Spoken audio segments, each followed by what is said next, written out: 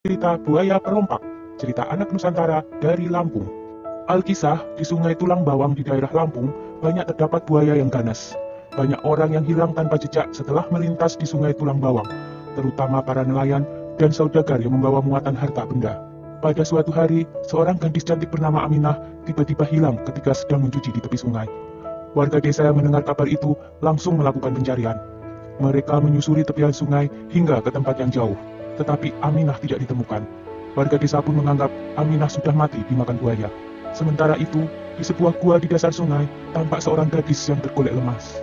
Dia adalah Aminah, yang baru saja siuman. Dengan sekuat tenaga, Aminah berusaha bangun.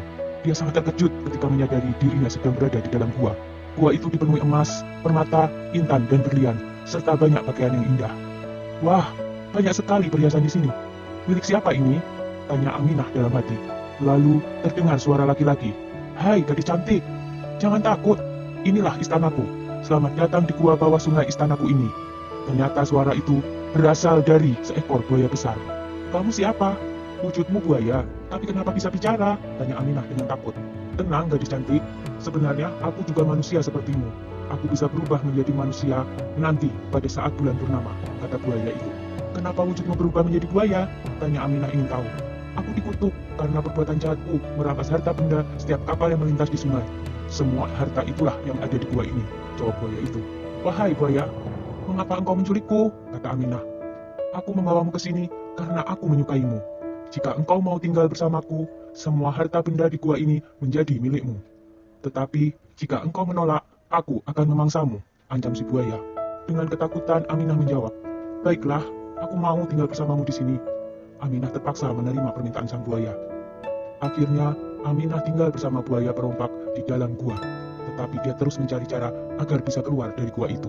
Pada suatu hari, sang buaya tertidur pulas dan membiarkan pintu gua terbuka. Aminah langsung memanfaatkan kondisi itu untuk melarikan diri sambil mengawasi sang buaya untuk memastikan bahwa dia masih tertidur. Akhirnya, Aminah berhasil lolos dari buaya perompak tersebut. Dia sampai di hutan dan dengan sisa tenaganya, dia harus berjalan menuju desa. Akhirnya, dia bertemu penduduk desa yang bertanya, siapa kamu nak? Kenapa di hutan sendirian? Aku Aminah, jawabnya. Dan dia pun menceritakan semua yang dialaminya. Penduduk desa yang tahu cerita tentang buaya perompak segera mengajak Aminah pergi. Di mana rumahmu nak? Kami akan mengantarmu pulang. Rumahku di kampung seberang pak. Terima kasih telah menolong saya, jawab Aminah. Dan akhirnya, Aminah berhasil kembali ke kampung halamannya. Seluruh penduduk menyambut kepulangannya. Kedua orang tuanya sangat bahagia.